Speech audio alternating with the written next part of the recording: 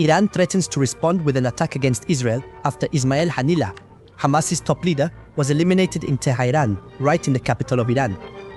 The Islamic Republic of Iran claims that Israel will pay for the death of Ismail Haniya, the Hamas leader killed in an airstrike in Tehran.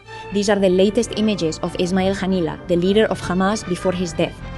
He appeared defiant here in the country's parliament among the guests attending the inauguration of the new president.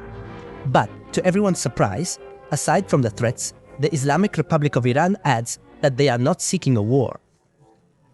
How strange. Isn't Iran supposed to have been saying for decades that they want to wipe out Israel? What's behind this change in Iran's tone? It's possible that Iran is on the verge of collapse.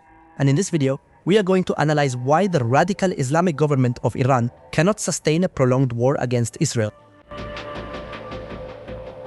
The Iranian dictatorship threatens Israel on one hand, but on the other hand, they say they are not seeking a war. Even so, the first thing we need to be honest about is that we don't have the full picture or all the knowledge that perhaps the Israeli intelligence system does have about Iran's true preparations. Whether it's through satellite images, espionage, intercepted communications, or something like that. But in general, there is indeed a big change in the tone of the Iranian regime. Iranian media are telling the region that they are less interested in a war and summon ambassadors from several Islamic countries, and most likely they are going to explain their actions to them. But Iranian media report that Arab nations, including Qatar, have sent messages to Iran and Hezbollah asking them to delay or cancel their attacks in retaliation against Israel, at least until after the next round of negotiations for a ceasefire in the Gaza Strip. Can Iran avoid a conflict with Israel through diplomatic efforts?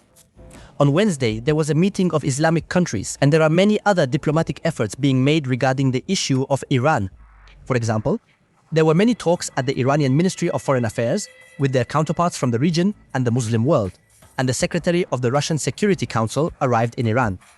Maybe to mediate, maybe to calm the situation, maybe to put an Iranian response into perspective.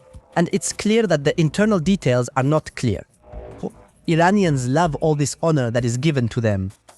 And this might put Iran in a position to say something like, okay, maybe we won't completely let up, but we're going to ease up a bit on the attack against Israel. On the other hand, I want to emphasize that the Israeli Defense Forces are probably already ready and prepared with their targets in sight. A kind of coalition is already forming in general, and you can also feel a bit less chaos in the streets of Israel. It's just how much more can they scare us? It's like a driver on an unfamiliar road who at first drives very cautiously, but on his second trip he already recognizes the curves, the detours, the dangers. We must remember that Iran is a failed state. They are a failure. Today, mud comes out of the faucets in Tehran instead of water. They lack electricity, so how could they sustain a war long term?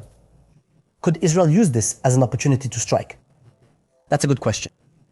And this comes into the equation of whether Israel wants to open such a large front in the north, because at the end of the day, Hezbollah is the Iranians' life insurance. I think even Hezbollah won't go all the way. I mean, in the end, even Hezbollah wants to keep things within certain limits and preserve its survival as an organization. For Nasrallah, Hezbollah's leader, the most important thing is keeping his head on his shoulders. What would happen if Israel decided to act now? If Israel really launched a full-scale attack on Iran, this could awaken Hezbollah. It's true Israelis want to be strong and brave, but we also need to use our heads and the characteristic intellect of the Jewish people.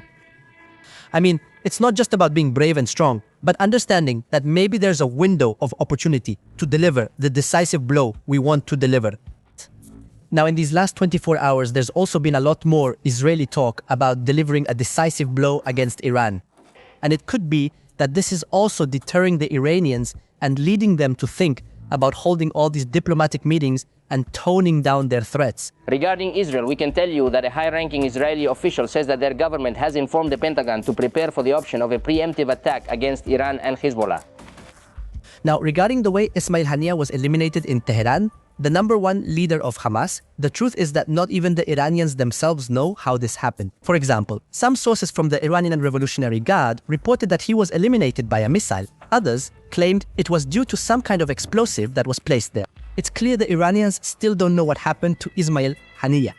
Are there internal problems in Iran? The Iranians in these kinds of events that put their dictatorship in danger what they usually do is detain many people and interrogate them. Iran has a lot of wasted manpower on these kinds of things. You know, that's how dictatorships are. No? They have to repress people, they have to instill fear, because in countries as unstable as Iran, there are often conspiracies. I mean, you never know. Maybe this is what happened from one of their internal security agencies against the president, and that's how they settled it. They're arresting people. They want to dispel suspicions about whether they themselves were involved and show it as activity. So, one thing is certain, and it's that whoever killed Haniya did a good job. So good, they've never been identified, and maybe never will be.